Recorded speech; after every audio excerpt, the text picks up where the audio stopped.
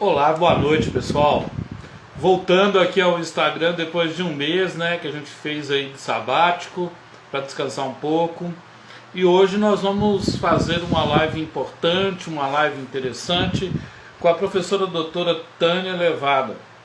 Essas 21 lives desse mês, elas terão uma característica bem interessante, que serão lives solidárias. O que são as lives solidárias? São lives que a gente vai realizar para conseguir doar 21 cestas básicas para 21 famílias. E aí, quem estiver participando e tiver a fim de ajudar o projeto, a ideia é que a gente consiga realizar essa ação solidária e, ao mesmo tempo, refletir sobre a educação no ano de 2021. Será um momento oportuno para fazer uma reflexão sobre as competências e habilidades que nós teremos. A professora Tânia já entrou, eu já vou convidá-la para a gente começar esse bate-papo, que com ela é sempre. As lives solidárias e inesquecíveis serão lives que a gente pretende dar o nosso saber e o sabor para as famílias que estão vivendo nesse momento. Olá, professora Tânia. Boa noite, Paulo. Tudo bem? Tudo certinho? Tudo em paz, escutando bem aí? Tudo. Legal? Escutando bem. Você também está me escutando bem, tá? Muito bem. Então, estava Então tá explicando para bom. quem já entrou e para quem vai entrar o objetivo dessas 21 lives que nós faremos, né, professora? Será uma oportunidade de gerar partilha onde estivermos. Então, assim, a pessoa na própria cidade dela pode entregar a cesta para uma família. A ideia é que nós consigamos atingir 21 famílias no mínimo. Hoje, alguns amigos já falaram assim: Paulo, vai passar. Eu falei: que bom. A ideia é essa, que a gente consiga partilhar o nosso saber e gerar sabor para quem está vivendo nessa situação de desconforto nesse período, né, professor? Com certeza, Paulo.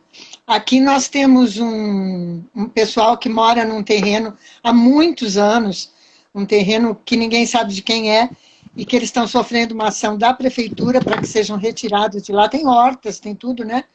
E esse final de semana nós tivemos aqui uma tempestade muito grande de vento, que arrancou telhados, derrubou as casas.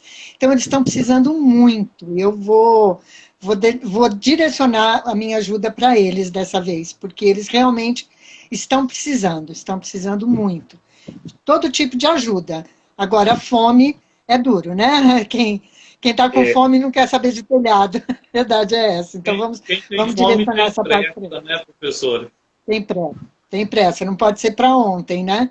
Nem para amanhã. Tem que ser sempre para o dia que a gente tá. Então, eu vou dedicar o meu trabalho para eles, vou participar da campanha que estão fazendo por eles, né? Inclusive a campanha de que a prefeitura não os tire de lá, porque eles estão lá há muitos anos, são produtores, são agricultores familiares, né? E produzem coisas muito boas, mas estão passando um aperto assim muito grande esses tempos aqui, com essa coisa que a gente sabe que não dão valor para esses agricultores, né? Então a gente come coisa com agrotóxico ao invés de comer deles.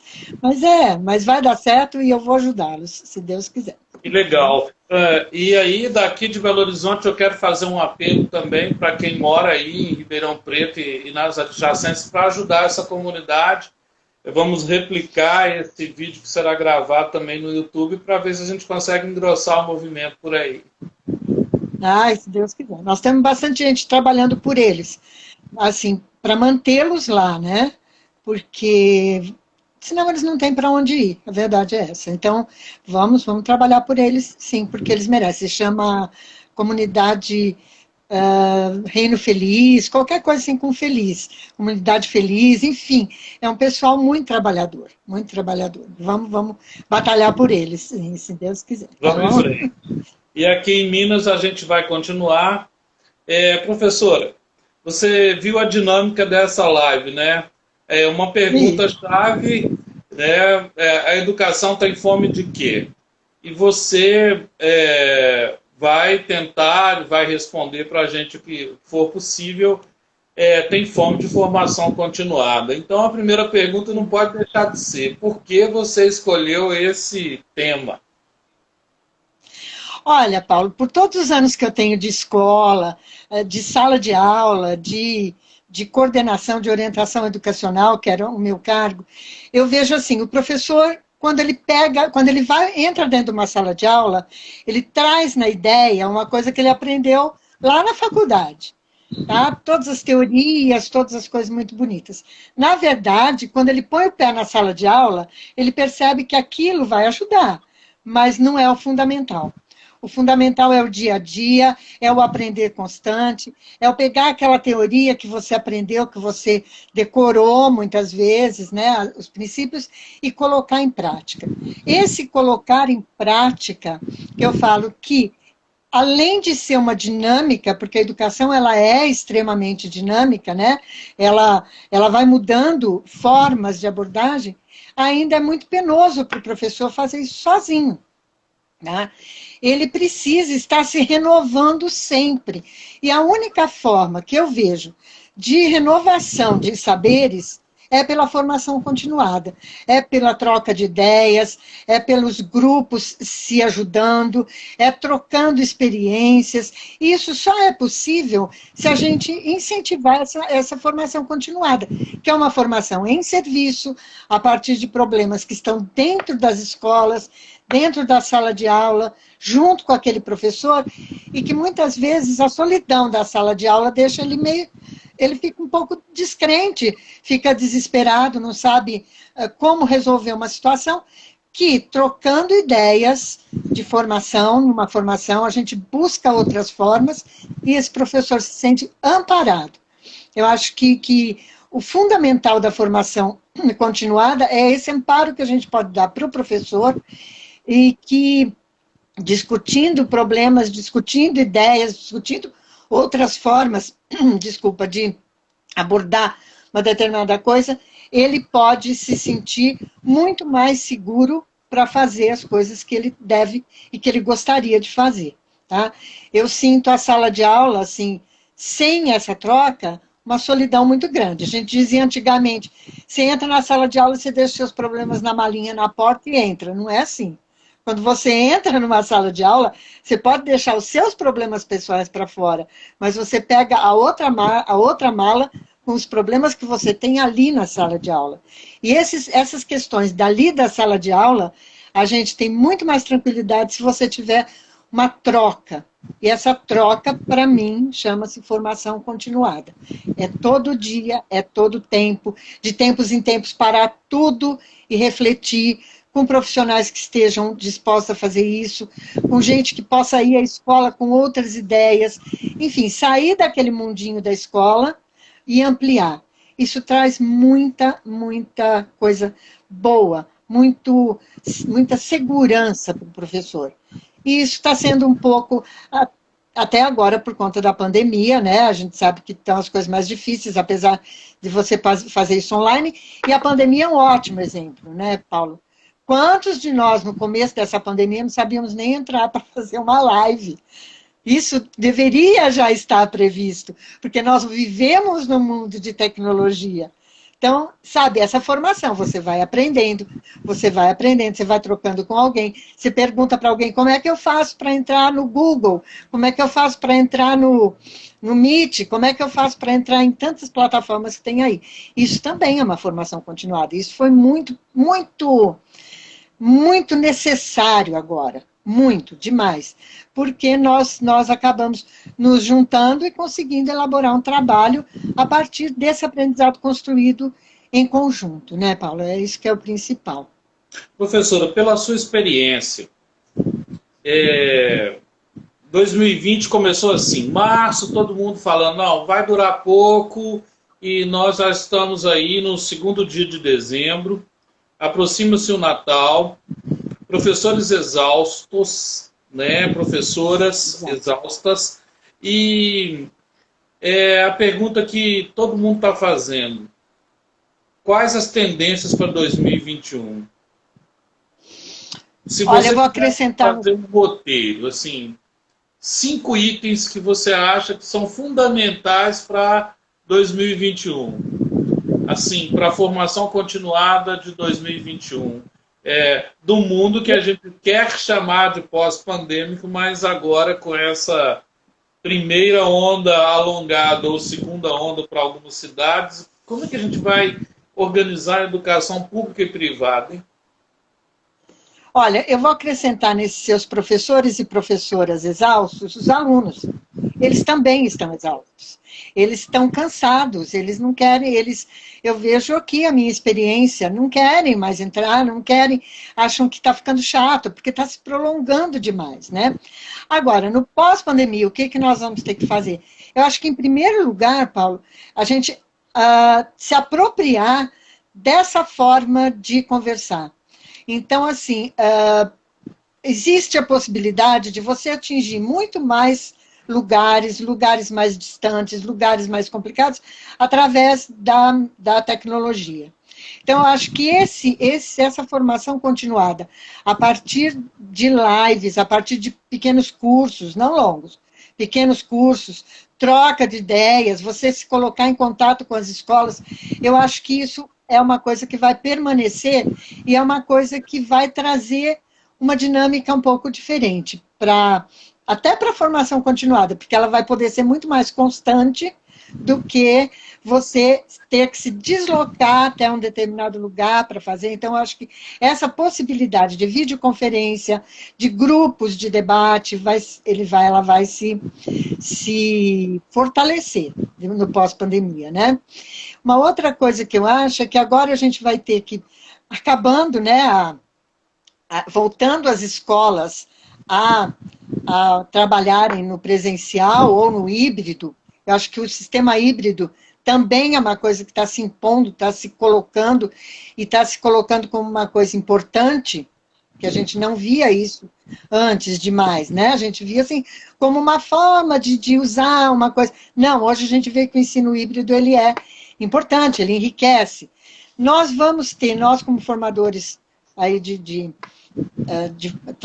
trabalhadores na formação continuada, a gente vai ter que trabalhar muito junto ao professor para que abaixe o nível de angústia que eles estão. Porque, veja, quando o professor fala assim para você, meus alunos esse ano não aprenderam nada. Sabe, é muito triste a gente ouvir isso, porque, na verdade, eles aprenderam muito também. Eles também aprenderam esse mundo da tecnologia.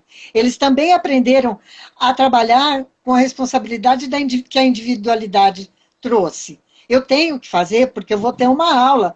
E eu não estou com a professora aqui do meu lado para falar que eu tenho que fazer. A responsabilidade, as questões. Claro que alguns conceitos ficou meio difícil trabalhar alguns conceitos, mas trabalhar com esse professor para ele ver que ele não perdeu tempo, que os alunos aprenderam sim, e aquilo que já tinha sido adquirido de uma forma mais sedimentada, eles não perderam. Falar, tudo que eu ensinei eles perderam. Não, eles não perderam. Então, eu acho que é uma coisa que a gente vai ter que amparar muito o professor que está na sala de aula, que vai retornar para o ensino presencial, para que ele não retorne pensando, eu tenho que começar tudo que eu tinha planejado para 2020. Não, muita coisa foi adquirida. Né? Então, esta avaliação do que foi adquirido também é uma coisa que vai ter que ser muito bem pensada, muito bem planejada, para a gente não começar a exigir coisas que eram absolutamente inúteis e impossíveis, né? Então, eu acho que são coisas que, pós-pandemia, a gente vai ter que lidar. E eu acho, Paulo, que no pós-pandemia, nós, que somos formadores, que temos um contato com as universidades, a gente vai ter que conversar, vai ter que mexer nos currículos dos cursos de formação de professores. Porque, veja, todos saíram de uma universidade. E, no entanto, todo mundo teve uma extrema dificuldade. Então, o que está faltando? Está faltando lá na universidade a gente também ter uma disciplina que trate desse assunto. Porque assim como nós tivemos essa pandemia agora, nós podemos ter outras. Nós podemos ter outros momentos onde a gente vai ter que retornar para o ensino à distância. Então, é uma coisa que nós vamos ter que pensar muito também, quem tem a possibilidade de estar junto às universidades, na alteração de currículos, que já é uma coisa que vem sendo pensada, mas que parece que anda assim, em passinho de formiga, né? Mudar o currículo, alterar, não alterar de tirar coisas, mas acrescentar coisas nos currículos de formação de professores, porque realmente fez muita falta, muita falta. Bom, até agora eu percebi que você tocou 3 pontos: a competência socioemocional, o cuidado com os estudantes, com os alunos, né? Isso está envolvendo tanto competência socioemocional discente quanto docente. E a terceira é uma contextualização curricular na universidade. Muitos alunos, muitos formandos em pedagogia, curso de licenciatura, se queixam que só o estágio não dá uma visão do que é verdadeiramente uma escola. E a gente sabe que realmente não dá. Qual é o papel da formação continuada para fazer com que eles peguem assim no chão da sala de aula? Por exemplo, BNCC. Deveria ser implantado esse ano. Eu acho que a competência que mais que nós utilizamos esse ano foi a cultura digital, né? E tem que ver se é ensino remoto, se é híbrido, se é metodologia ativa. Tem muita gente errando os conceitos. Né? Olha, Paulo, eu vejo assim, por exemplo, como você falou, a BNCC tinha que ter sido implantada esse ano. Os trabalhos com a implantação da BNCC começaram em 2019. Né? Então, esse discutir junto o que são as competências, o que são as habilidades, como desenvolver essas habilidades, como buscar atividades e formas para que esses alunos adquiram essas habilidades partindo de uma coisa relativamente nova, porque você vê que a BNCC, o professor estava muito acostumado a ter...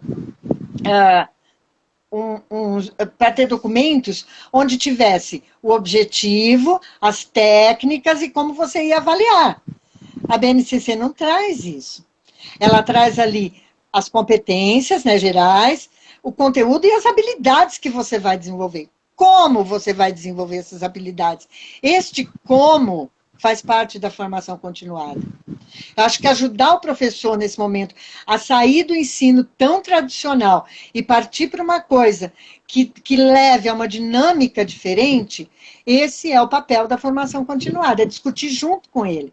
Por que que, olha, se você trabalhar desse jeito, esta habilidade você vai desenvolver de uma outra forma, eles vão adquirir. E até a avaliação da aquisição dessas habilidades, ela é um papel da formação continuada. Estar junto com o professor. Colocar para ele que ele não está sozinho, que tem mais gente que pode pensar com ele, que pode ajudá-lo nesse momento, né? Que é uma mudança que às vezes a gente fala, sabe, olha, tantas coisas aí são tão difíceis, né? E a gente não consegue. Eu vou dar um exemplo da minha área, por exemplo, da educação inclusiva, que ontem tivemos uma boa notícia, né, sobre isso. Né? Ainda bem, tomara que se sustente e mantenha. Tomara. A minha área é uma área onde a formação continuada, ela é essencial. Porque, veja bem, e aí eu vou te falar, formação continuada para os professores, para os gestores, para a equipe técnica, para alunos e para pais. Porque senão a gente tem que formar um grande grupo. Por quê? Porque senão você vai continuar escutando o que a gente tem ouvido dos professores. Como que eu posso dar aula com 40 alunos e 2 deficientes na minha sala? Isso vai continuar se a gente não trabalhar isso. Isso vai continuar para a gente não mostrar para ele quem é aquele aluno. Sabe, estudar realmente com eles o que você vai fazer, até o AEE. Se a gente não estudar com eles, eles ficam achando que o AEE é onde o aluno vai aprender, e não na sala de aula. É onde o aluno... Aí ele fica aqui, depois ele vai para o AEE, lá ele faz as lições. Isso tudo é formação continuada, contínua. Não é ir lá uma vez por ano, falar e depois acabou. Não, é contínuo, né? Tem que ser contínuo. Isso. Né? É necessário que o gestor também, que o diretor, que a equipe gestora, trabalhe esse vínculo do estudante com a escola e da família com a escola. Com Agora, certeza. online, esse vínculo ficou ou maior ou menor. Assim, tem gente que diz, não, a família está participando mais. Resta saber como, né? Porque não é entrar lá na tela e querer ensinar o professor como dar aula. Eu acho que a educação é um campo muito frágil nesse sentido, porque alguém Muito. que não é da área entra e quer dizer como fazer. Né? Todos estão ficando muito especialistas com a rede social, mas tem que estudar. E estudar tem a ver com formação continuada de toda a comunidade, como você muito bem aventou. Esse vínculo, professora, da família com a escola, entre os colegas, porque isso cria um clima organizacional, parar, estudar, fazer um projeto interdisciplinar. Por que, que isso é importante e por que, que tem que ter investimento nisso?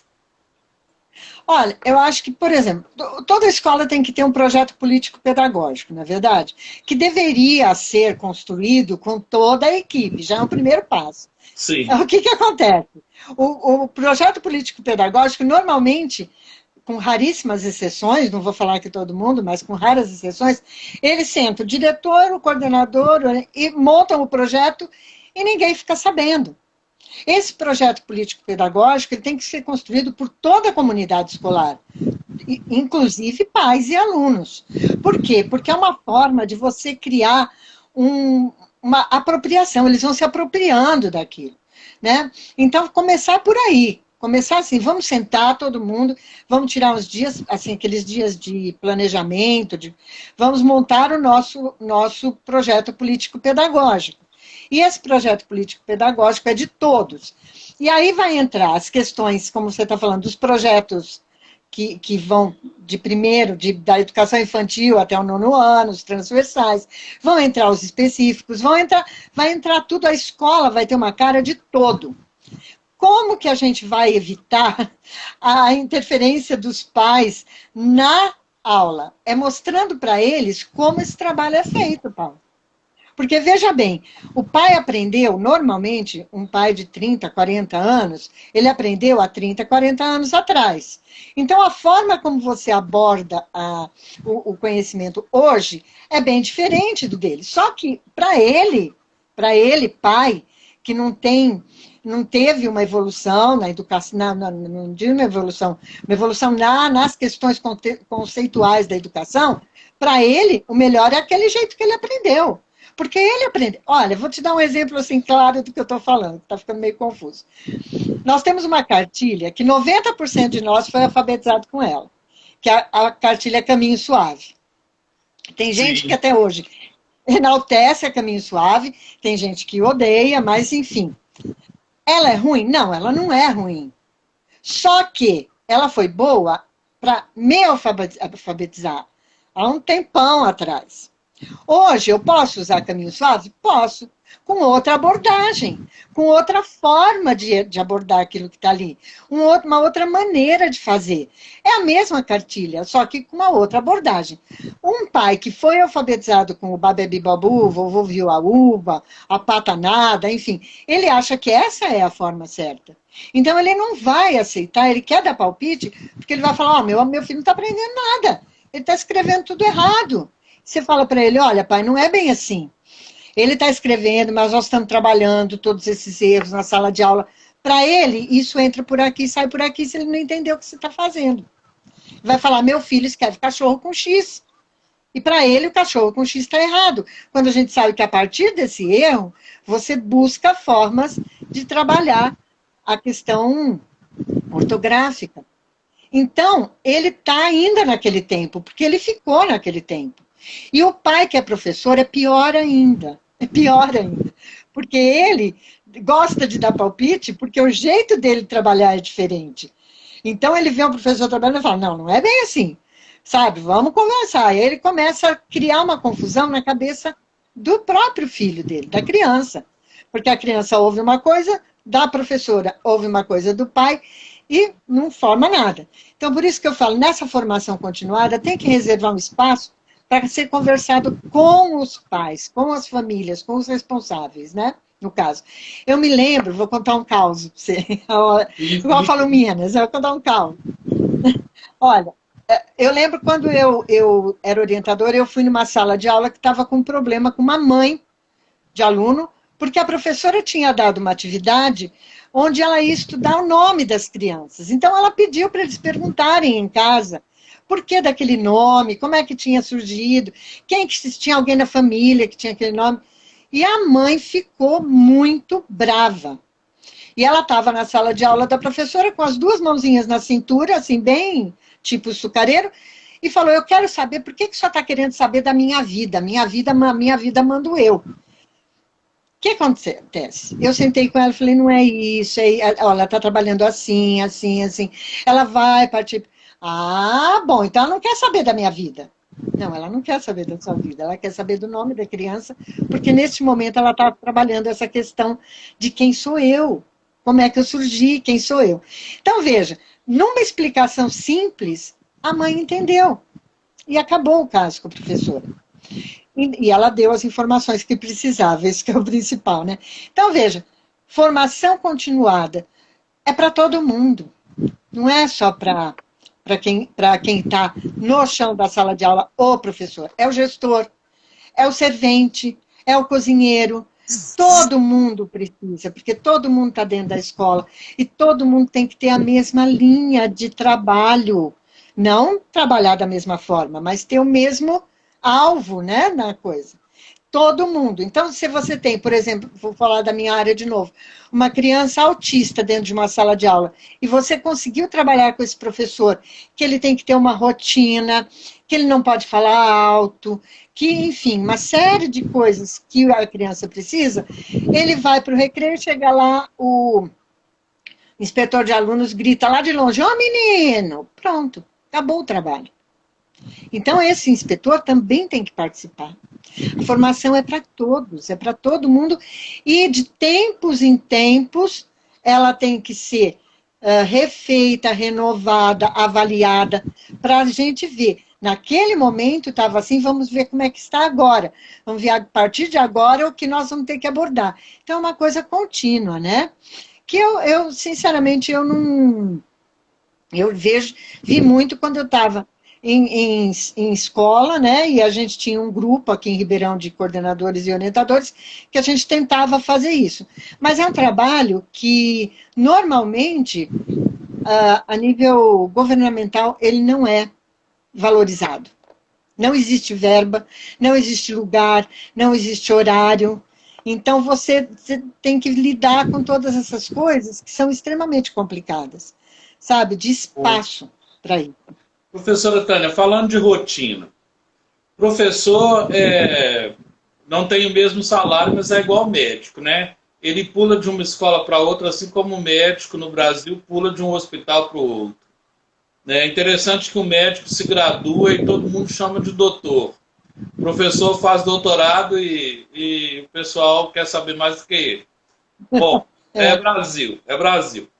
Essa rotina de 3 escolas, 75 horas aulas por semana, reunião de dia letivo, dia escolar, na escola no sábado, está deixando, ou sempre deixou, o professor exausto. Não é?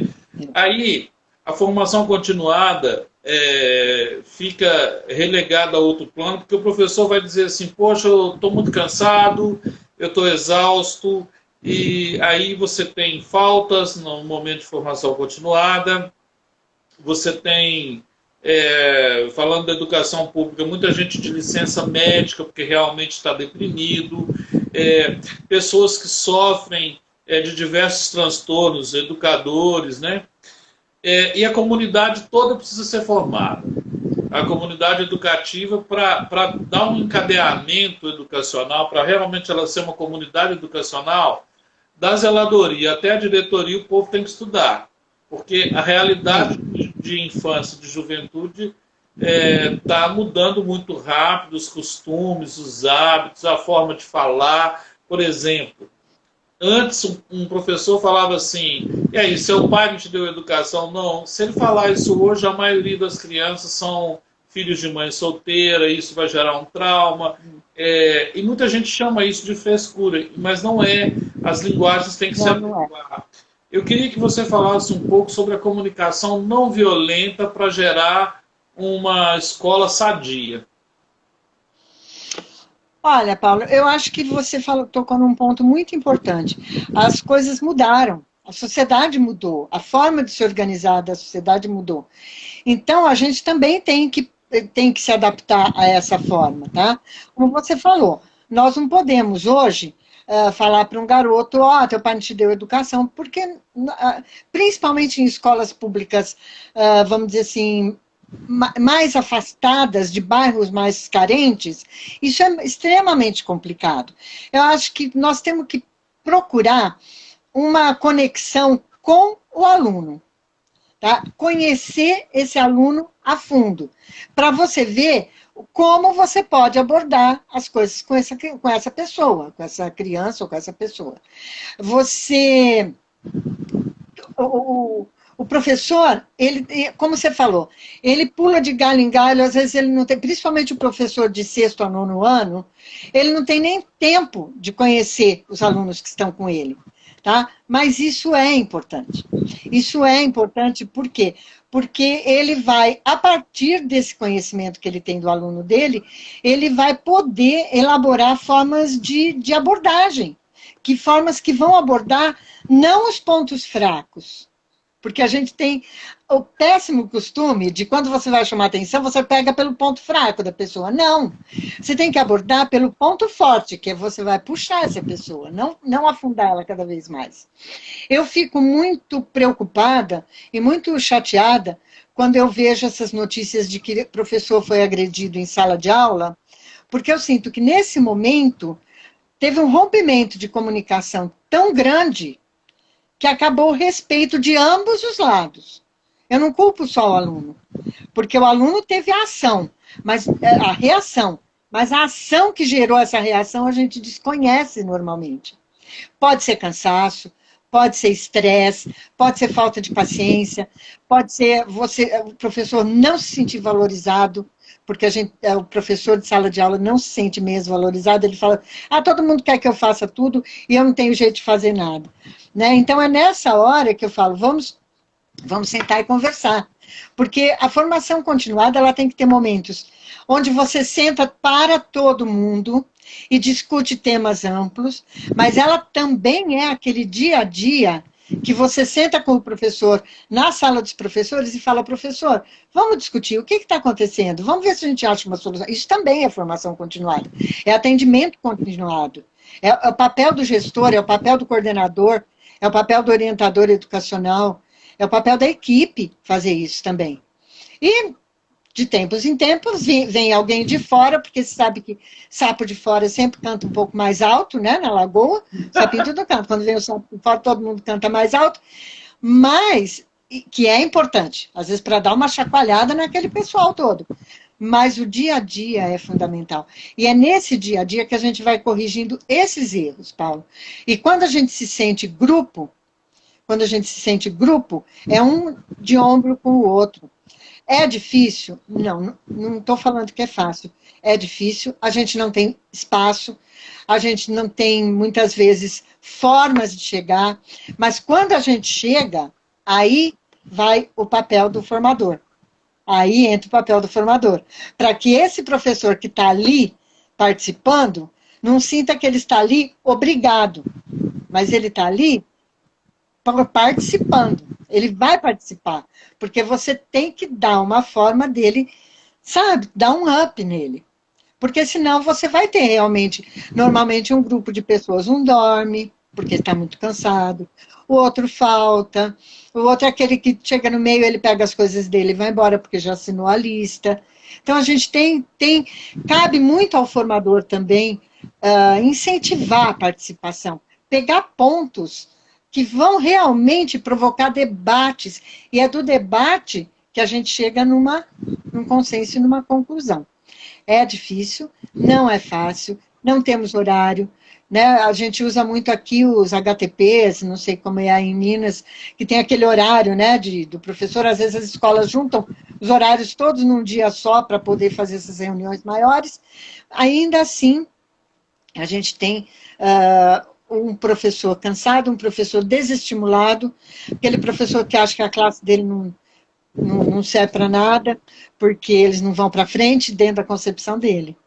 Por isso que é bom um olhar de fora, né? Porque às vezes quando a gente fala, nossa, esses meninos não aprenderam nada, o professor fala. Aí você vai ver, eles aprenderam muito. Só que não daquela forma tradicional que o professor ainda queria ver. Então isso é importante, sabe? A gente mudar essas concepções, né? essas coisas. E isso a gente só consegue realmente sentando, conversando, fazendo cursos, fazendo palestras, enfim, e agora com a tecnologia é muito mais fácil. A gente não precisa ir, a gente vai tentar estimular usando a internet, né? Usando os grupos, usando as formas. Há um tempo atrás, eu trabalhei provas objetivas por videoconferência. E eu fiquei com muito medo, porque falei, é um assunto tão árido, e eu vou ter que trabalhar videoconferência sem ver as pessoas, porque eu sou uma pessoa que gosta de contato, de olhar no olho. Mas, olha, foi super tranquilo, eles participaram muito, porque foi uma coisa que eles não tiveram nem que se deslocar da escola. Estava todo mundo lá, foi todo mundo para o auditório, e a gente discutiu e conversamos, e trocamos muitas ideias. Então, também é uma forma, né, da gente, hoje, depois, pós-pandêmico, aí, a gente pensar nisso, sabe, de estarmos longe, mas muito perto. Professora, o Paulo Freire tinha um verbo que é esperançar, né? O momento da formação continuada pode ser um momento de esperançar. Nesse momento de emergência de saúde, nesse momento em que todo mundo se desdobrou além da conta, alguns professores tiveram de se transformar em youtubers de uma hora para outra, né? Tem que aprender tecnologia rápido. Mas se a gente for pensar, a educação, nesse âmbito virtual, ela avançou. Né? O que precisa para a formação continuada aproveitar? Porque, por exemplo, eu sinto que em algumas escolas o pai não ia à reunião, mas agora que ele recebe um link pelo celular dele e que o filho fala com ele, pai, conecta aí para a gente ver, ele participa um pouco mais. Quer dizer, são ganhos que a gente pode ter depois para um mundo pós-pandêmico?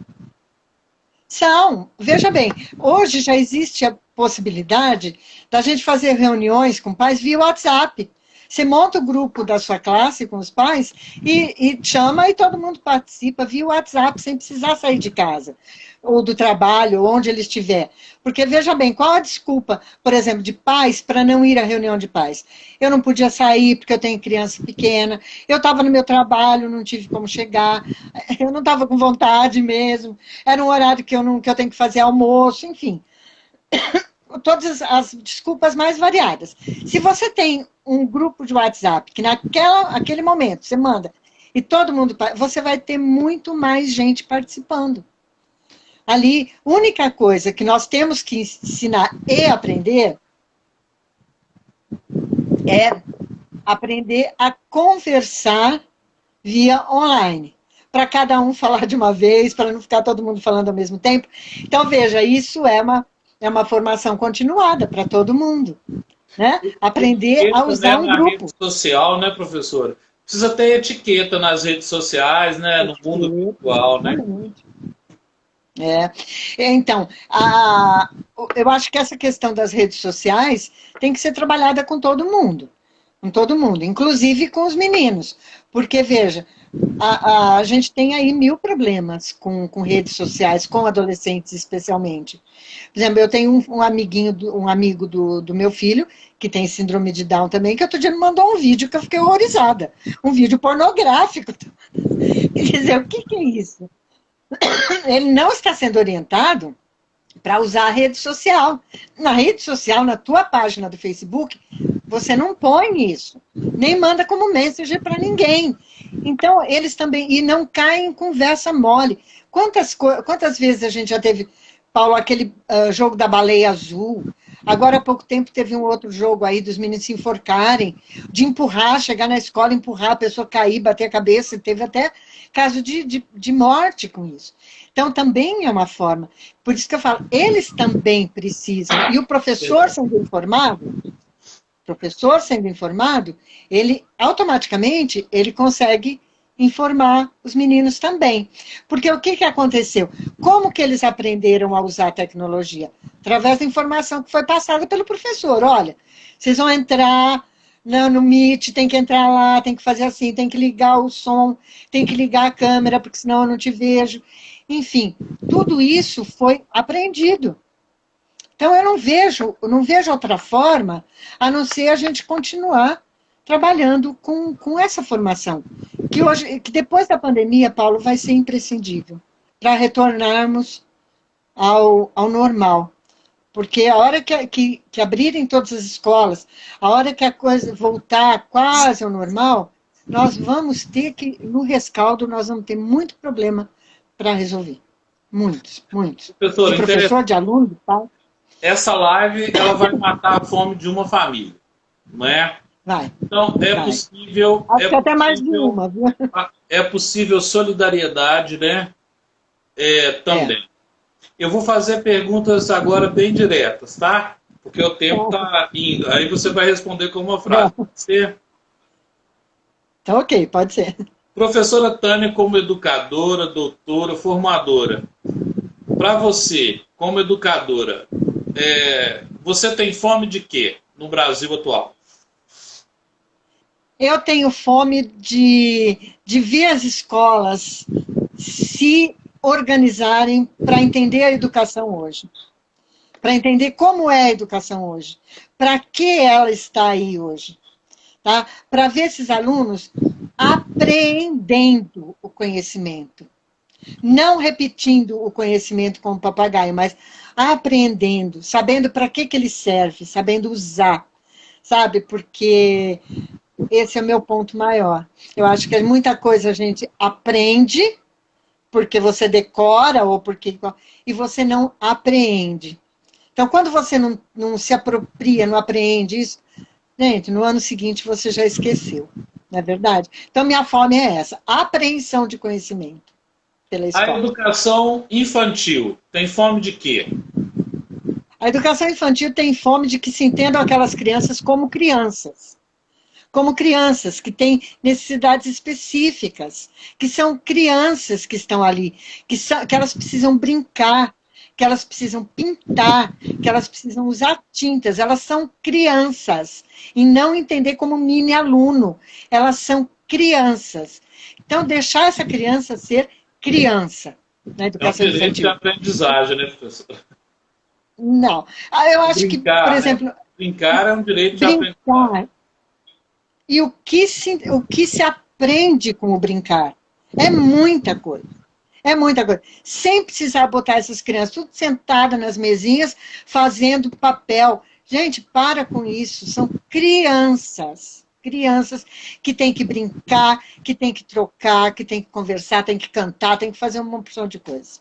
Crianças. Me diga, a alfabetização tem fome de quê? A alfabetização tem fome de que ela seja altamente significativa. Para que ela serve? Tá? Que eu acho que é uma das coisas que Paulo Freire falava, né? A gente tem que dar significado para aquilo. Não adianta eu ficar decorando um monte de sílabas, se eu não tenho significado. Para que serve aquilo? Então, eu acho que a única forma de você mostrar para que serve a leitura e a escrita, né? É através da literatura. Você trabalhar com a literatura, mostrar para eles coisas escritas que têm significado. Porque, vamos ser sinceros, Paulo, o vovô viu a uva e a pata nada não tem significado nenhum. Assim, descontextualizado. Se eu contar uma história, ele adquire um significado. Então, eu acho que é isso, é dar significado para a aprendizagem da leitura e da escrita. Para quê? O que eu vou descobrir quando eu conseguir isso? Incentivar a criança, sabe? Mostrar para ela o mundo maravilhoso das palavras, dos livros, das coisas todas. A alfabetização mecânica, ela é o tal negócio. Ele não apreende. E por isso a gente tem um monte de gente aí hoje que não lê e não interpreta. Lê, decifra. Agora você vai contar dessa. A escola inclusiva tem fome de quê? A escola inclusiva tem fome de formação continuada, tem fome de humanidade, tem fome de conhecimento, tem fome de... Como é que eu vou te dizer? Ela tem fome de que se respeite o direito das pessoas, de que se respeite o direito de todos os alunos, porque, veja, a gente está falando de escola inclusiva pensando num grupo de alunos, não só pessoas com deficiência. Aquele grupo de alunos tenha o direito de estar na escola com a sua cultura, a gente trabalhando com essa cultura para que todos entendam, ou com a sua deficiência, trabalhando essa deficiência para que todos entendam. Ela tem fome de estudo mesmo, de formação, do professor, de todo mundo perceber, o pai, o professor, a escola perceber que ali nós temos um cidadão. E que esse cidadão tem todos os direitos que qualquer outra pessoa tem. Seja ele um quilombola, seja ele um cigano, seja ele um índio, seja ele uma pessoa portadora de deficiência. Os direitos são iguais. E o respeito tem que ser igual. Porque o que eu vejo muito na educação inclusiva é uma falta de respeito pela condição da pessoa, seja ela qual for. Há muita falta de respeito. E eu acho que respeito a gente aprende convivendo, aprendendo, discutindo, trocando ideias, não se sentindo abandonado. O professor se sente um pouco abandonado, somente na questão da pessoa com deficiência. Ele não pode se sentir. Ele tem que saber com quem ele está lidando, como que ele vai fazer, até que ponto aquela criança, até onde ele pode ir, qual é o trabalho do AEE para ajudá-lo, enfim. Trabalhar, estudar junto, formar, moldar conceitos e mudar conceitos, pré-conceitos, né? A gente tem que trabalhar nisso. Tá? Que legal. Última. Educação brasileira tem fome de quê? A educação brasileira tem fome, vou voltar na palavra, tem fome de respeito. Eu acho que hoje nós estamos sendo profundamente desrespeitados. Profundamente desrespeitados. Nós não temos valor. A educação foi colocada como uma coisa... Haja vista a situação que nós estamos no Ministério da Educação. Sabe? Nós não temos uma linha, nós não temos um norte, as coisas vão sendo feitas sem a gente, sem o professor estar ali também se colocando, opinando, sabe? Eu acho que o respeito pelo trabalho da educação, o respeito pela educação, porque a gente sabe que sem a educação, um país não progride, de jeito nenhum. Porque para qualquer coisa que você for fazer, por mais simples que ela seja, ele precisa de questões educacionais ali envolvidas. Então, eu acho que nós, na educação brasileira, estamos precisando de respeito. Respeito mesmo. Respeito pelo nosso trabalho, respeito pelos alunos, que eu acho que falta respeito até pelos alunos, respeito pelas condições que a gente não tem, porque se a gente fala na escola particular, mas se a gente for ver na escola pública, você vai ver que muitas vezes as pessoas não têm condições mínimas de trabalho. Isso o que é, Paulo? Puramente falta de respeito. Puramente falta de respeito. Então, eu acho que nós precisamos pedir? Respeito. Respeito. Em Portugal, não se fala professor, né? Em Portugal, nós somos mestres. Então, eu acho que aqui nós temos que adquirir essa função de mestres mesmo, daquele que vai conduzir, que vai, enfim, fazer com que a pessoa saia de uma casca de ostra e vire uma pérola. Eu acho que isso é muito importante. Essa era a última pergunta agora. Um autor que você vai levar para o resto da vida, que matou a sua fome assim, no momento que você estava estudando educação. Olha, tem muitos. Um deles é você, que eu amei o livro da BNCC. Está cheio de anotações. Quando nós nos encontrarmos pessoalmente, eu vou te mostrar as anotações, cheio de anotações. Eu acho assim, aquilo dá um norte para o professor. Dá um norte. A tua escrita deu um norte. Agora, um autor que me sensibilizou muito para a área que eu tenho é Vygotsky, quando ele fala da zona proximal. Eu acho que se a gente trabalhasse mais, estudasse mais Vygotsky, entendesse essa questão da zona proximal, a gente ia ter uma outra dinâmica na sala de aula. A gente não ia ficar separando esse sabe, esse não sabe. Não, todo mundo sabe. Vamos puxar, vamos trabalhar, vamos dar outras sugestões. Então, Vygotsky foi um dos autores, muitos foram. A gente fala, né? Paulo Freire eu tive a oportunidade de conversar com ele, sentadinha no chão, ele sentado num banco, eu conversando com ele. Então, é uma pessoa assim, que eu tenho mais como um amigo do que como um autor que eu... Porque eu vejo assim, Paulo Freire é muito falado, mas ele não é usado aqui no Brasil. A gente tem muito pouca coisa de Paulo Freire. Se usasse Paulo Freire realmente como é, nós não teríamos, por exemplo, uma educação de jovens e adultos tão banalizada. Ela seria outra coisa, né? Mas eu acho que de todos, assim, todos os teóricos que eu estudei, até pela minha formação, tudo Vygotsky foi um que eu absorvi os ensinamentos dele. Né? Que legal. Professora, eu quero agradecer. Olha só, você se doou e vai doar uma cesta, quer dizer, esse projeto nosso é esse. Para o ano de 21 cestas no século 21 para 21 famílias. A ideia é essa. E onde a gente esteja, não é para o Paulo, não é para ninguém, é para a gente colocar uma semente no mundo mais solidária, né, nesse período em que a fome, infelizmente, está voltando para o Brasil. Está voltando. Olha, Paulo, eu já falei isso para vocês, eu compro só verduras, legumes e frutas de um pessoal do MST, de um assentamento que tem aqui. E eles, além da qualidade dos produtos, eles também passam por muita dificuldade, porque tem toda uma área que ainda é assentamento, ainda não foi loteada, né? Mas a gente vê as compensações. Sábado o rapaz chegou para me entregar e falou, olha, eu trouxe um maço de rúcula para a senhora, para você, né? Ele não chama senhora. Eu trouxe um maço de rúcula de presente para você. Então, eu falo, gente, é um presente que tem mais valor do que um colar de pérolas. Sim. Porque tá vindo de uma pessoa que eu sei que eles passam extrema necessidade também lá, apesar de que lá não tem muito problema de alimentação, por isso que eu vou para outra comunidade, né? Mas é uma coisa assim, é um agradecimento que toca o coração da gente, toca o coração, porque é uma coisa espontânea, de uma coisa que ele tem, que ele me deu, e que eu fiquei muito feliz com a minha rúcula. Eu falei, ia até tirar uma foto dela, mas acabei não tirando. Pois é. Aqui, eu quero agradecer. Essa formação ela vai para escolas públicas que não tiveram a oportunidade de assistir a live, que estão no EJA agora. A rotina do professor, você sabe.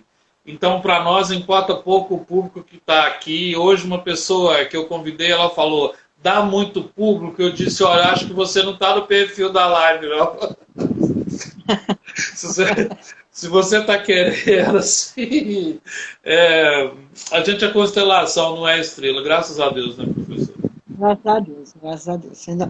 Isso é muito bom, né, Paulo? A gente vai... Eu acho que tem aquela historinha, né, do beija-flor que levava no bico uma gotinha para apagar o fogo, né? Eu falo que todos nós temos que ter uma gotinha para apagar os incêndios, né? Se todo mundo tiver uma gotinha, o incêndio apaga, né? A gente tem que se unir. Eu acho que os professores ainda não entenderam isso, que nós somos uma força muito grande, e que a hora que houver essa união, nós vamos conseguir mudar a situação da educação. Vamos conseguir, se Deus quiser. Professora, muito obrigado. Gratidão, obrigada eu. Ótima noite para você, para o filhão aí, e tudo de bom. Obrigada. Obrigada, Paulo, para você também, muito obrigada. Depois eu te mostro o livro todo com as anotações. Meu Deus, bacana, eu fiquei até com vergonha. Nós somos, eu falei que por enquanto a gente não pode, mas a hora que nós nos encontrarmos pessoalmente, eu vou te levar e já vou levar os 3, porque acho que vai ser só em março, a gente vai levar os 3, para a gente discutir alguns pontos, tá bom? Eu que agradeço, Paulo, agradeço muito. Boa noite para vocês, tá? Boa noite. Boa noite. Tchau.